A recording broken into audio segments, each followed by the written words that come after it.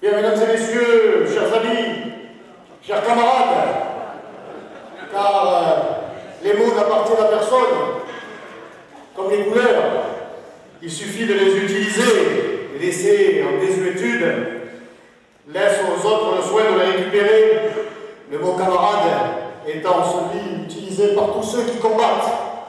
Et notre ami Clément, notre jeune ami Clément, qui prouve que la valeur n'attend pas le nombre des années, il suffit de l'écouter, il suffit d'observer sa fougue, son volontarisme, son investissement, pas seulement aujourd'hui, ici devant vous, ce soir, devant nous, mais de l'observer au quotidien sur cette activité militante, entouré qu'il a été par les anciens, dont je fais partie désormais.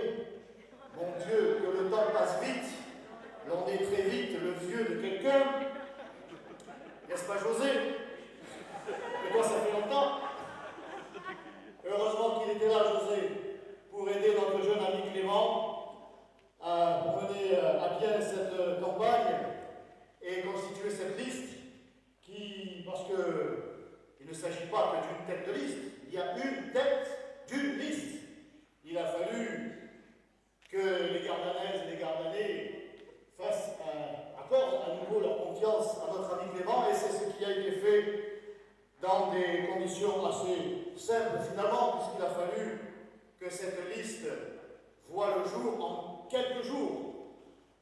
La décision que d'annuler ces élections et que d'en programmer de nouvelles, tout ça a été fait très rapidement. Il a fallu une réaction, une réactivité très performante.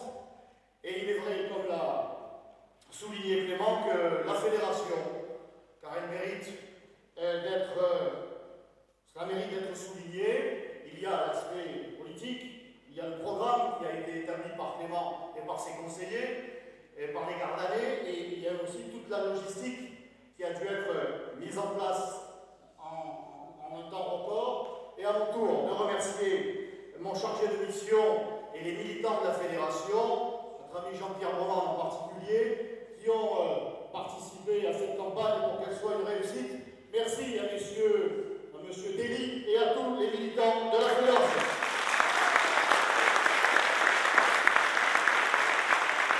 José Pignon, le responsable de circonscription, José González, bien sûr un tonnerre d'applaudissements pour monsieur le maire, qui est notre mémoire, et la mémoire de la circonscription. Il en a subi des combats ici à Gardanne en particulier, sur la circonscription en général. C'est donc un grand plaisir pour moi d'être ici ce soir à vos côtés dans cette maison du peuple, qui pour une fois porte bien son nom, puisque les défenseurs du peuple, c'est nous.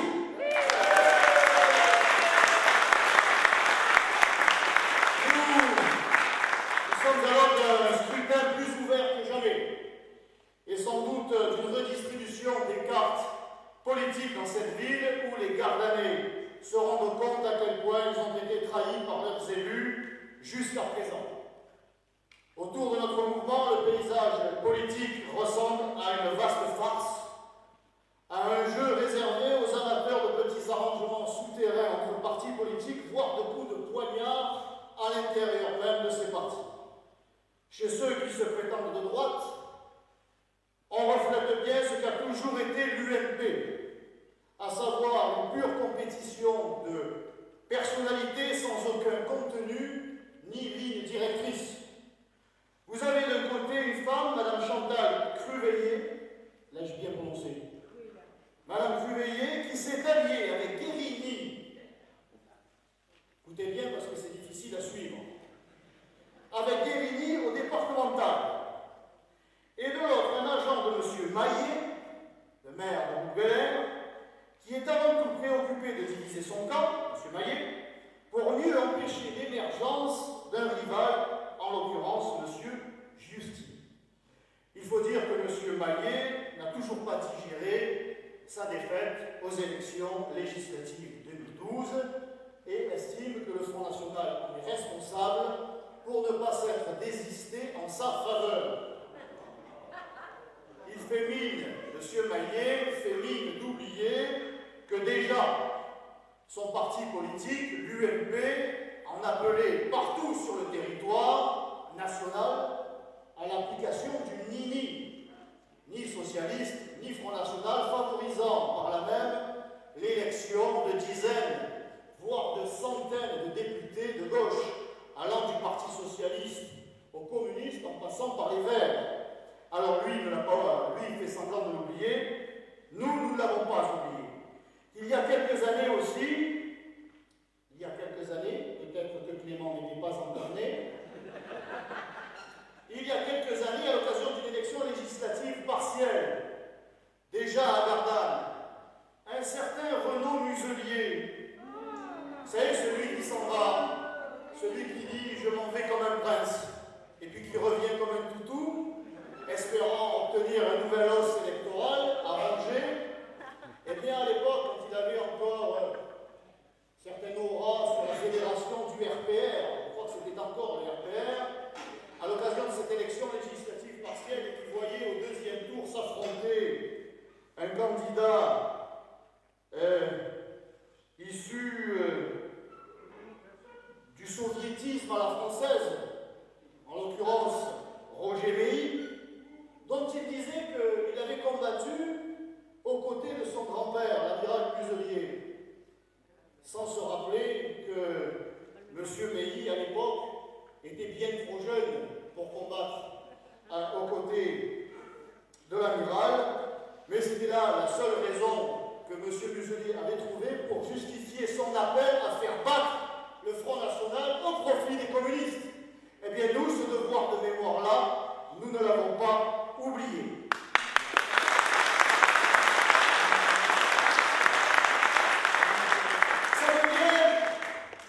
Ça devient plus compliqué ensuite avec le sortant, Roger Meilly, le parfait dinosaure stalinien qui se porte plutôt bien et qui prétend faire alliance, une alliance de type gauche plurielle, sous le soleil de la gauche, rien de nouveau, et se trouve en compétition sur ce terrain avec le député de la circonscription, le camarade François-Michel Lambert, lequel a obtenu l'investiture PS et d'Europe Écologie Les Verts. Et enfin, nous avons un candidat ouvertement droite-gauche. Alors on ne dit plus UMPS aujourd'hui, depuis que l'UMP s'est auto-baptisé les Républicains. On peut dire RPS ou RPS. Le tout, c'est pas s'approcher de RPS.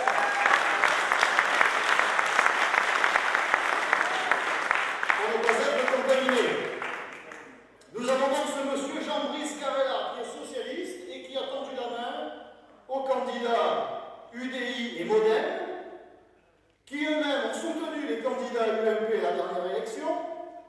Un Modem dont le président, je vous le rappelle, a appelé à voter François Hollande en 2012 face à l'UMP Nicolas Sarkozy. Vous le voyez, ce n'est pas évident à suivre. Il faut vraiment être un spécialiste de la valse des étiquettes politiques. Remarquez, en ce moment, c'est la période, ce sont les soldes, c'est la saison, c'est la valse des étiquettes. D'ailleurs, le résultat est là pour nos adversaires, ils se font tous solder. Élection après élection, ils ne cessent de subir des démarques successives, municipales, européennes, sénatoriales, et même en chiffre brut au départemental, première, deuxième, troisième, quatrième démarque, c'est la baisse, toujours la baisse rouillante comme on disait là-bas.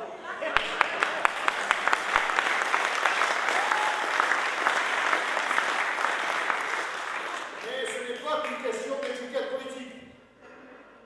Si nos adversaires ont autant de facilité à changer d'étiquette ou à se disputer les investitures des mêmes partis, c'est bien qu'ils sont unis pour l'essentiel, la trahison et le mépris du peuple. Quand ils se disent de gauche ou de droite, tous les autres candidats soutiennent les logiques mortifères qui mettent nos compatriotes à genoux. Ils n'ont cessé d'ouvrir les frontières pour mettre en concurrence les travailleurs français les plus modestes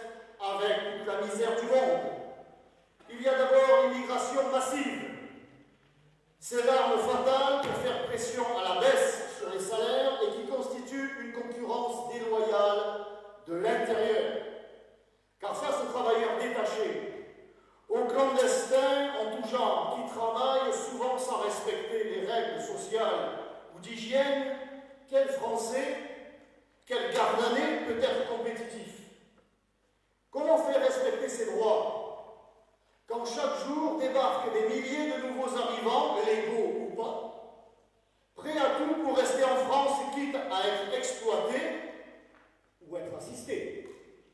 Dans les deux cas, ce sont les Français qui paient la facture. Comment ne pas écraser les Français d'impôts et de charges quand il faut financer toute la misère du monde, comme l'exigent les 17 versets de la religion laïque que sont les droits de l'homme? Religion d'État portée par les apôtres du mieux vivre ensemble, un mieux vivre ensemble dont les responsables politiques vivent, mais qu'ils ne vivent pas. Logement social, hébergement d'urgence des faux demandeurs d'asile, rénovation urbaine, occupation illégale de terrains publics et privés, en particulier par des groupes issus de la communauté rome. Il faut bien appeler un chat. Et vous avez ici à Gardanne un exemple ô combien emblématique. Insécurité, vol et autres dégradations de la vie quotidienne, les coûts cachés de la politique d'immigration se chiffrent en dizaines de milliards d'euros chaque année. Je prendrai,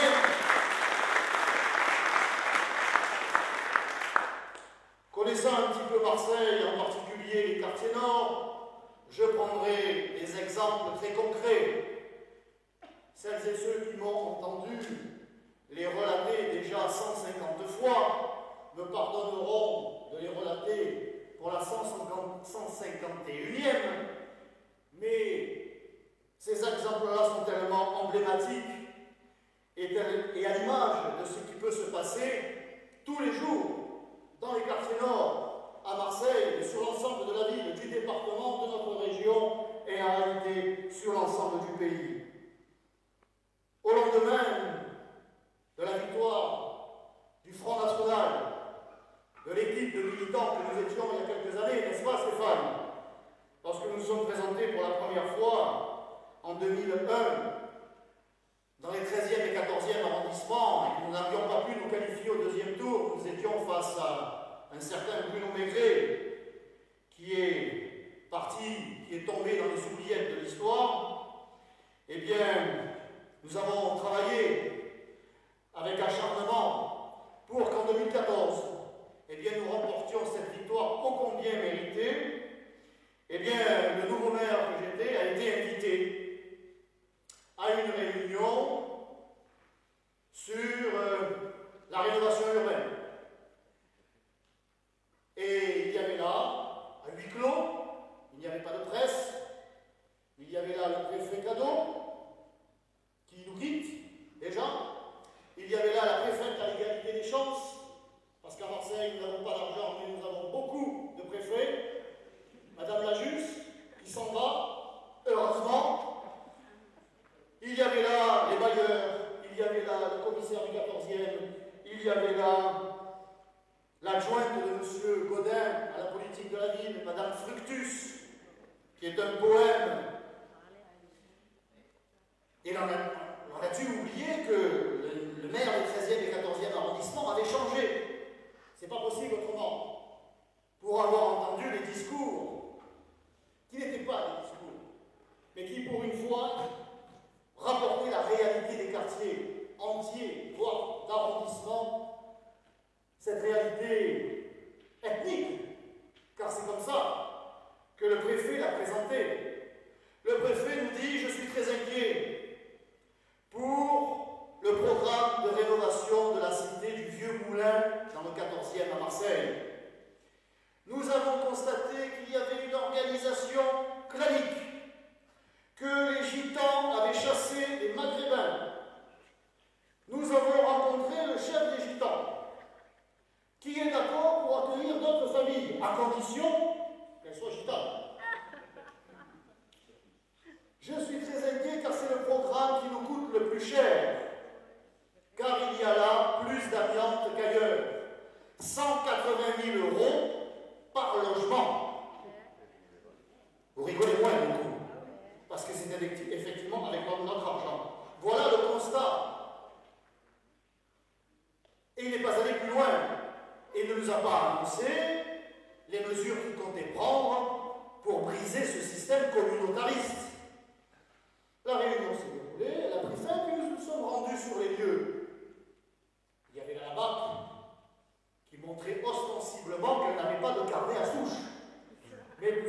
Peugeot. Il ne manquait plus que les roues pour faire un canon, comme on disait dans la trilogie de Pagnol. Car c'est une cité assez chaude. Et puis Madame Fructus, qui est celle qui n'a de cesse de répéter qu'il faut vivre ensemble, que ces quartiers méritent qu'on les aide, sans doute, d'une certaine manière, qu'ils sont riches de leur diversité, etc., et blablabla, et j'en passe, et des plus rocambolesques. À tel point que ce jour-là, elle-même, après avoir visité quelques appartements, se penche vers moi et me dit, croyant que je faisais partie des leurs. Eh oui, même maire de secteur, ça ne peut être qu'un de chez nous, que quelqu'un du système. Et elle me dit, Stéphane, on ne peut pas laisser ces gens dans cette situation. Alors j'ai humainement, non, parce que malgré les apparences, j'ai un cœur. Ça se voit pas tout le temps. Et c'est normal, je ne fais pas la politique avec le cœur. J'essaie de raisonner. Eh bien, avant que j'ajoute quoi que ce soit, elle-même me dit, mais ça ne servira à rien. Madame Fructus, la tolérance incarnée. Je l'ai regardée, puis elle a dû réaliser que ce n'était plus mon prédécesseur. Elle est partie comme un tétard. Et nous sommes allés visiter ce qui aurait dû être des immeubles neufs. Et là, j'observe la situation et je demande au bailleur, parce que je ne suis pas convaincu quand même au vu de l'apparence de l'immeuble, alors que l'on nous explique qu'il s'agit du début de la rénovation de cette cité. Je dis, mais quand même, cet immeuble, il a combien d'années? Il me dit, tout penaud, 2 ans. Et dans quelques années, il faudra lancer un nouveau programme de rénovation. Et demain, il faut qu'on revienne. Parce qu'il y a une famille qui a transformé un box qui doit accueillir les voitures, qui l'a transformé en pizzeria. Voilà la réalité de la rénovation urbaine. Voilà pour la raison pour laquelle nous la combattons. Rénover les quartiers, oui, mais il faut qu'il y ait un suivi, car il y a bien sûr des familles qui souhaitent y vivre en toute quiétude, en sécurité, avec le vivre ensemble, mais il y a encore, et c'est bien là le problème, parce que l'on ne va pas au fond des choses à Marseille comme à Cardanne, on se donne bonne conscience, on inaugure, l'on déverse des milliards d'euros dans cette politique, le résultat, il est que quelques années après, eh bien, les problèmes sont à nouveau là. Un autre exemple, je reçois dans mon bureau 2 Marseillaises, une vingtaine d'années. Je vais le préciser, je ne sais pas si je vais finir devant les tribunaux pour dire cela, mais c'est quand même un élément important. 2 jeunes issus de l'immigration, et l'une d'elles me dit, Monsieur le maire, est-ce que vous pouvez m'octroyer un autre logement social? J'ai un autre. Cela veut dire que vous bénéficiez déjà d'un logement. Oui. Lequel? Tel endroit, tel arrondissement. Je dis, mais comment ça se fait? Vous connaissez bien, cet ensemble il est tout neuf. Il a 4 ou 5 ans. Immeuble de 3 étages, portail, caméra, espace vert, tout est neuf. Oui, me répond-elle. C'était très bien, jusqu'à ce qu'ils nous envoient des barbares venus de la Savine. Fermez les guillemets, je ne suis pas à l'origine de cette déclaration, je ne sais pas qui elle visait vraiment. Peu importe. Tout ce que je sais, c'est que les bailleurs, Madame Fructus, le préfet, ont envoyé des familles dans ces logements neufs, pensant qu'il suffisait de les sortir d'un contexte et que ce nouveau contexte allait les conduire à changer d'attitude. Pas du tout. Et il n'y a aucun suivi. Et elle-même me dit, ils jettent les poubelles par les fenêtres, les ascenseurs sont dégradés, le portail est cassé, on ne peut rien leur dire quand ils mettent la musique à fond, etc., etc., etc. Voilà les raisons qui nous poussent à condamner cette politique d'urbanisme ou de rénovation urbaine qui a été épinglée maintes fois par la Cour des comptes pour son inefficacité et son coût exorbitant qui est en grande partie la réponse apportée à cette délirante politique d'immigration. Je pourrais aussi vous parler des droits de douane que l'on a abolis pour mieux importer, toujours dans cette problématique de la politique d'immigration, de ces droits de douane que l'on a abolis pour mieux importer des produits fabriqués selon des normes bien moins exigeantes que les nôtres, quand ce n'est pas dans des conditions sordides et dégradantes dont profitent les grandes entreprises les plus cyniques. On peut bien se dire humaniste et parler de vivre ensemble quand on sponsorise l'exploitation des plus pauvres et des plus fragiles en France comme dans les pays d'origine. Alors de l'Élysée à la mairie de Gardanne, on ferait mieux de se taire.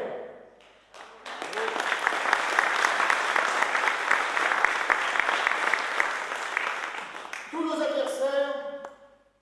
nos adversaires ont fait cause commune pour instaurer cette concurrence déloyale permanente sur notre sol. Prenez Uber par exemple. Cette compagnie, ce système qui n'est pas un système de taxi à proprement parler, mais qui vient imposer une concurrence déloyale à nos amis taxis, c'est facile de facturer 2 ou 3 fois moins cher qu'un taxi quand vous ne payez pas de charges et que vous n'avez pas à acheter une licence à 100 ou à 200 000 euros. Les taxis ont réagi avec force, parfois avec excès. Mais ils ont mis le doigt sur cette trahison permanente qu'est le dumping social, toujours au service des géants mondiaux et anglo-saxons en particulier. Mais combien de professions moins organisées, moins médiatisées ont été sinistrées par ce mondialisme brutal? Je ne reviendrai pas sur le charbon de Gardanne, auquel on a préféré, car moins cher, le charbon venu de Chili. Les communistes, nationaux comme locaux, n'ont pas fait et ne font pas exception dans ce tableau. Il fut un temps, c'est vrai, un temps lointain, où le Parti communiste était français, où il défendait en tout cas les travailleurs français d'abord. Mais hélas, le PCF s'est reconverti comme les autres partis dans l'immigrationnisme et le clientélisme communautaire. Comme l'a théorisé le think tank socialiste Terra Nova, avec autant de cynisme que de clairvoyance d'ailleurs, la gauche convertie à l'ultralibéralisme a délaissé le peuple pour courir après l'immigration jugée plus rentable électoralement.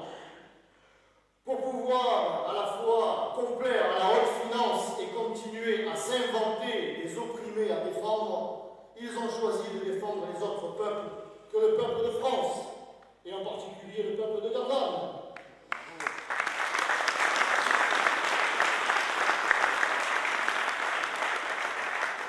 Les communistes n'échappent pas à la règle, encore une fois. Ils ont gouverné notre pays avec les autres ces dernières années, et tous ensemble, ils ont porté le terrible, et ils ont apporté le terrible bilan que nous connaissons et que nos compatriotes et que vous subissez aujourd'hui. Par leur dogme sans frontiériste, non seulement ils ont appauvri les travailleurs français, mais ils en ont fait des étrangers dans leur propre pays, en laissant s'opérer une sorte de grand remplacement démographique dont nous voyons chaque jour un peu plus les terribles conséquences.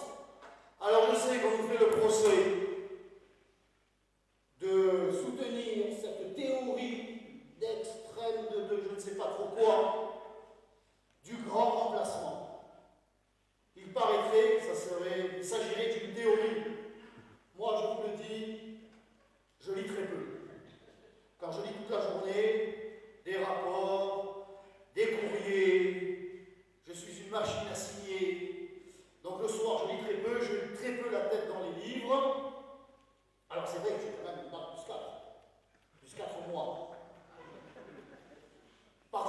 bac plus 25 en militantisme. Mon université, comme beaucoup ont davantage au compteur. Mais quand on a comme université Marseille-Nord, les deux universités, Marseille 13e et Marseille 14e, quand vous avez comme sujet à travailler au quotidien l'insécurité qui vire à la barbarie, l'immigration, l'appauvrissement généralisé, que vous le vivez au quotidien, cela vaut toutes les théories, toutes les études, car nous sommes dans la réalité. Et la réalité, il suffit pour cela, pour la maîtriser, eh bien d'avoir cet élément qui ne vous fait pas défaut, moi en tout cas qui ne m'a jamais fait défaut, cet instrument de mesure du changement, et pas seulement climatique, c'est le nerf optique. Il suffit d'observer, il suffit d'ouvrir les yeux. Alors c'est vrai qu'une affiche que le Front National avait publiée, une affiche il y a quelques années, immigration, ouvrez les yeux. Malheur, nous avions fait figurer sur cette affiche un regard qui ressemblait, paraît-il, au regard que l'on pouvait voir sur la chaîne FR3. Parce qu'à l'époque, c'était FR3. Eh bien, nous avons été condamnés pour cela. Comme nous avons été condamnés pour l'affiche non à l'islamisme à l'occasion des élections régionales de 2010. Vous vous souvenez de la France couleur de l'Algérie, avec hérissé de minarets. On nous a dit que ça ressemblait à des missiles, et une femme, encore que on n'est jamais certain que ce soit une femme, puisqu'elle est dans une burqa. Nous avons été condamnés pour ça aussi, avant de gagner en appel quand même. Je précise que si la France était aux couleurs de l'Algérie sur cette affiche, c'est parce qu'à Marseille, des jeunes portaient des t-shirts au dos duquel il y avait la France aux couleurs de l'Algérie, et que, à l'endroit même de la ville de Marseille, il y avait une petite croix avec la mention « Capitale de Marseille, capitale du bled ». Ça n'a pas été condamné. Ce n'est pas la provocation qui est condamnée, c'est celui qui la dénonce. Voilà où nous en sommes aujourd'hui dans ce pays. C'est celui qui sonne le tocsin qui est condamné. Ce n'est pas l'incendiaire, ce n'est pas le criminel. Eh bien, peu importe, nous continuons notre mission que d'alerter les Français.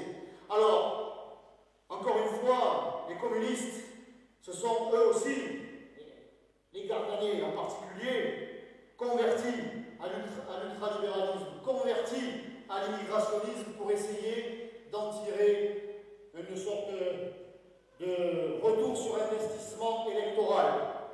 Ils n'échappent pas à la règle. Ils ont gouverné encore une fois ce pays et ils sont responsables de cette réalité qu'est ce grand remplacement. Ce grand remplacement qui se traduit pour nous tous, toutes celles et ceux qui vivent sur le territoire, dans ces cités, dans ces villes, quels qu'ils soient, par la création de ghettos ethniques où les incivilités peuvent à tout moment virer à l'hyperviolence et à la barbarie. Un développement du communautarisme qui fait de la France un épicentre du djihadisme mondial. À quelques kilomètres d'ici, à Marseille, est devenue une place forte et en plein développement du salafisme, sans que le premier magistrat de la ville ne s'en émeuve. C'est la Provence qui le dit. Ce n'est plus seulement Stéphane Ravier, ce n'est plus seulement Marine Le Pen.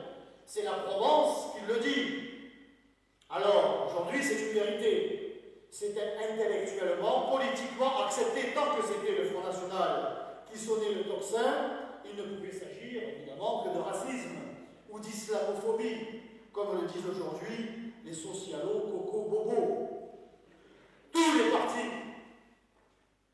Quand j'ai été élu, encore une fois, une petite anecdote, j'ai visité le centre d'animation dans le 13e arrondissement, dans la cité des Oliviers A, c'est pas la peine d'aller chercher les olives, il n'y a plus que les pruneaux. En acier, il y a déjà eu quelques règlements de compte dans cette cité. Eh bien, alors on nous a incendié le centre d'animation. Et l'employé de mairie qui me fait visiter les lieux, voilà, le centre d'animation, la boulangerie, le local d'une association caritative qui a flambé aussi, et ce local qui appartient toujours au bailleur Marseille Habitat, mais qui a été annexé par des barbus. Je vous garantis que la personne qui prononce ces termes est très loin d'adhérer à nos propositions et même à notre constat. Mais elle ne peut, à un moment donné, s'empêcher de relater la réalité. Ce local a été annexé par des barbus, par des extrémistes. Cela fait plusieurs années que cela dure. Nous avons alerté le maire de Marseille. Silence radio. On dit que le maire de Marseille est un animal politique. C'est vrai, c'est une autruche.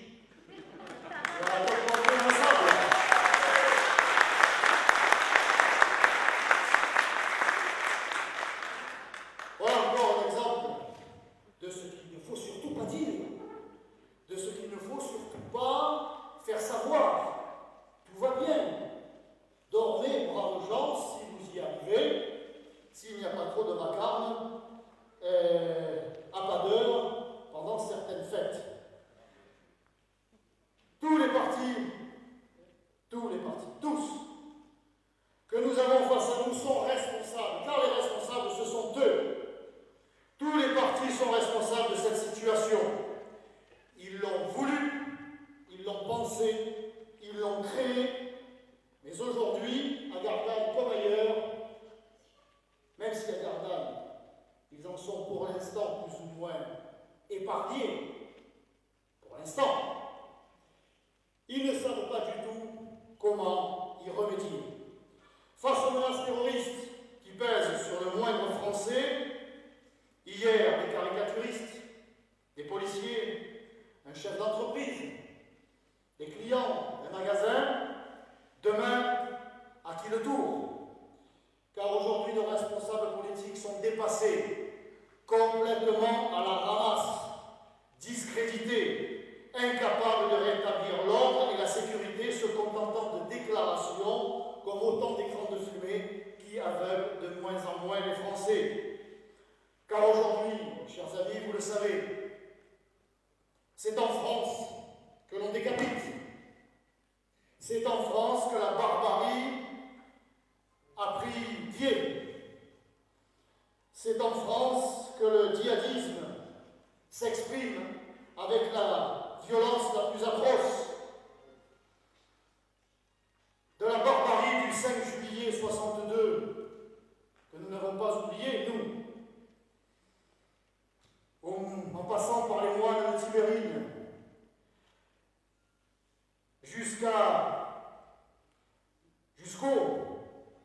jusqu'au massacre des chrétiens d'Orient, eh bien, les mêmes causes produisent les mêmes effets. Les mêmes barbares, les mêmes fanatiques produisent les mêmes crimes. Nous l'avons dénoncé, nous l'avons annoncé. Et aujourd'hui, qu'entendons-nous de la part des responsables de la situation? Le dernier en date, Nicolas Sarkozy, qui propose, ne riez pas, de créer un Schengen 2 pour lutter contre le fléau de l'immigration sauvage et pour lutter contre le djihadisme et le fanatisme. Il propose de créer un Schengen 2, lui qui a tant soutenu le Schengen 1. Lui, dont la présidence a été marquée par une politique migratoire qui est allée encore plus loin que celle défendue par le trotskiste Lionel Jospin. Il n'y a jamais eu autant d'entrées d'étrangers dans notre pays, légaux ou pas, sous la présidence du grand léchant mou Nicolas Sarkozy. Plus de 300 000 chaque année. Alors, son soutien effectif et acharné à l'immigration massive, je vous le rappelle, pour que vous interpelliez les candidats dits de la droite, locaux, qui n'auront pas manqué de vous dire pendant toute cette campagne que la droite était de retour, la droite forte, que cette fois on allait voir ce qu'on allait voir, y compris à Gardanne, qu'il y aurait une politique sécuritaire, qu'il y aurait une politique de maîtrise des flux migratoires, qu'on allait voir les campements de Rome. Eh bien, je vous rappelle, et vous pourrez le rappeler, que le soutien effectif et acharné à l'immigration massive de ces gens-là est tellement vrai que les lieutenants nationaux, et pas les moindres, messieurs Raffarin et Ciotti, ont récemment émis le souhait de répartir les migrants sur l'ensemble du territoire national et en particulier dans les campagnes. Même les socialistes n'ont pas osé aller si loin. Voilà la réalité des républicains. Non, monsieur Sarkozy. Non, monsieur l'Ancien, mais qui le restera. Pour lutter contre l'immigration massive, pour lutter contre l'islamisme, ce n'est pas d'un Schengen 2 dont la France a besoin, mais d'un Le Pen 1.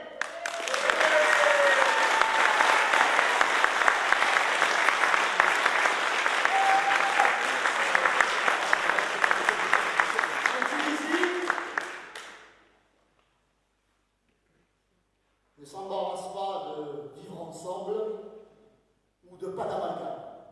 Vous savez, le pas d'amalgame, 5 mg qu'il faut prendre chaque matin. En Tunisie, le gouvernement a décrété l'état d'urgence, fermé un certain nombre de mosquées et pris des mesures contre les islamistes. Personne ne s'en est ému. Il en a été de même en Égypte. En France, le premier souci du gouvernement, c'est d'éviter tout risque d'islamophobie. Bien sûr qu'il ne doit pas y avoir d'islamophobie, mais de là à ne rien faire, il y a quand même une marge. Pas d'amalgame. C'est le leitmotiv du ministre de l'Intérieur et du Premier ministre qu'ils appliquent à la lettre. Et pendant qu'on poste des soldats, ce qu'il nous reste de soldats, pour protéger des bâtiments publics ou des lieux de culte, certains lieux de culte en tout cas, on dégarnit nos camps militaires et on se fait voler des centaines de détonateurs et d'explosifs comme cette semaine à Miramas.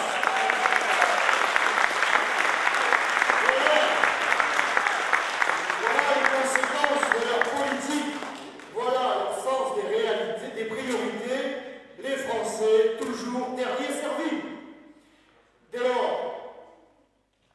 lors, comment osent-ils encore s'étonner que les Français et les Gardanais les rejettent et nous plébiscitent chaque jour davantage? Ça a été le cas aux dernières élections départementales, où le candidat avait moins de 1000 voix de retard sur le canton de Gardanne.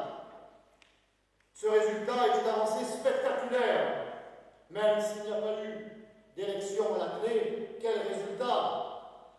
Eh bien, c'est largement dû, bien sûr, il y a cette formidable locomotive qu'est Marine, il y a les orateurs nationaux et les débatteurs qui, sur les chaînes de télé, sur les ondes, sont très performants, mais il y a aussi, d'abord, et sans lequel rien ne serait possible, il y a d'abord le travail militant.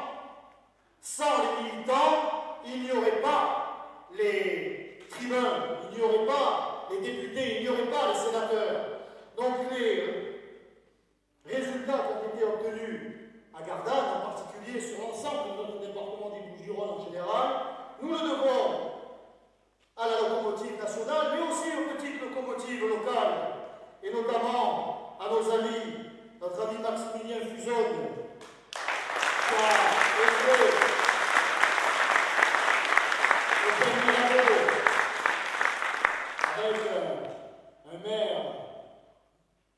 gagné sa ville avec l'argent du contribuable et grâce à son ami M. Guérini.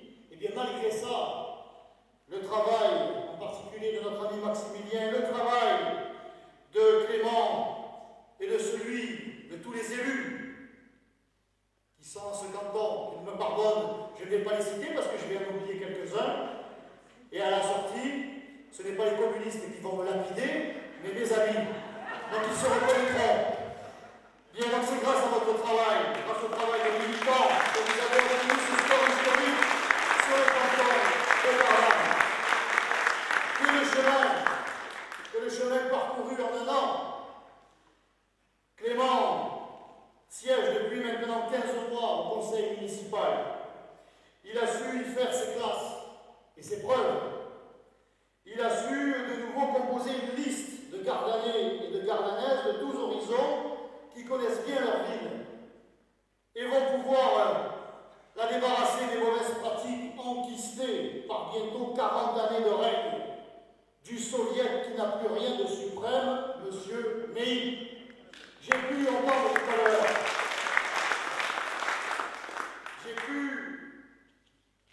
j'étais jeune, mais ça c'était avant.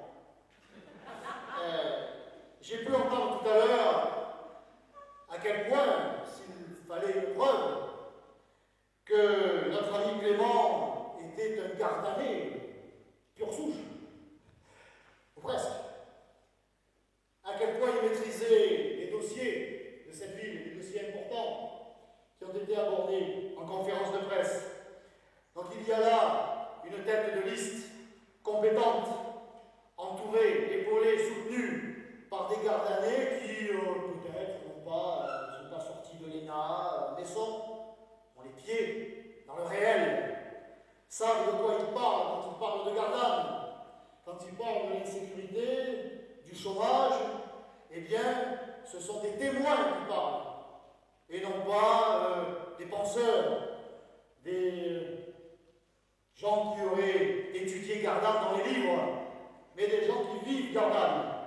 Voilà les raisons qui doivent conduire les Gardanais à te faire confiance, Clément, une fois de plus, et à faire confiance à la liste Gardanne Bleu Marine. Il est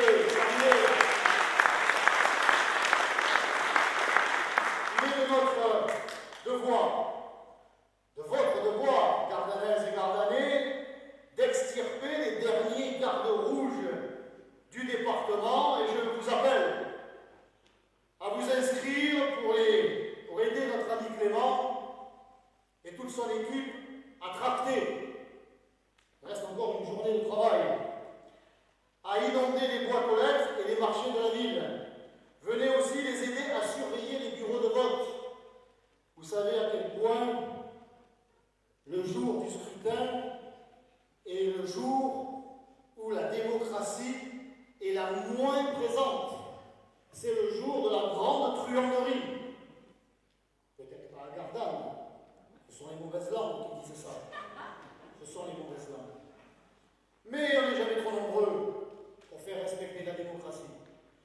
Et pour empêcher que certains de leur propre initiative, je ne dis pas que des ordres auraient été donnés par la mairie ou par d'autres. Non, non, pas du tout.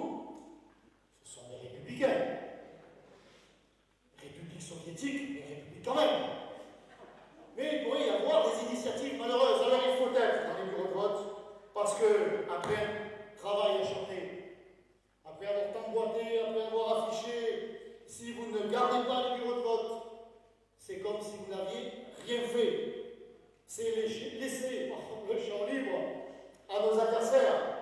Alors, puisque les bureaux de vote ferment à 18h à Gardanne, à Marseille ils ferment à 20h, à Lyon et à Paris, 18h, temps de faire le dépouillement, de fêter la victoire, et encore le temps d'aller un petit peu à la plage. Passer par la fédération, ça nous fera plaisir. Donc gardez les bureaux de vote. Nos adversaires ne reculent devant rien pour conserver ce qu'ils croient être leur propriété privée, ce qui est quand même un comble pour les partisans du collectivisme. Pour conclure, enfin, cette maison du peuple, n'est pas sans me rappeler celle de Brescello. Je vois que notre ami Stéphane est comme moi un amoureux des vieux films.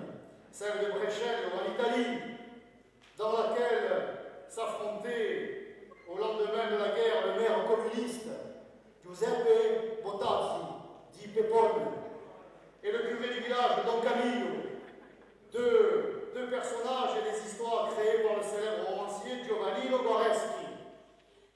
Certes, la ressemblance physique entre Roger Méry et Pépone n'est pas frappante. Celle de notre ami Clément avec le curé le plus célèbre du cinéma français, non plus. Clément ne s'en plaît pas.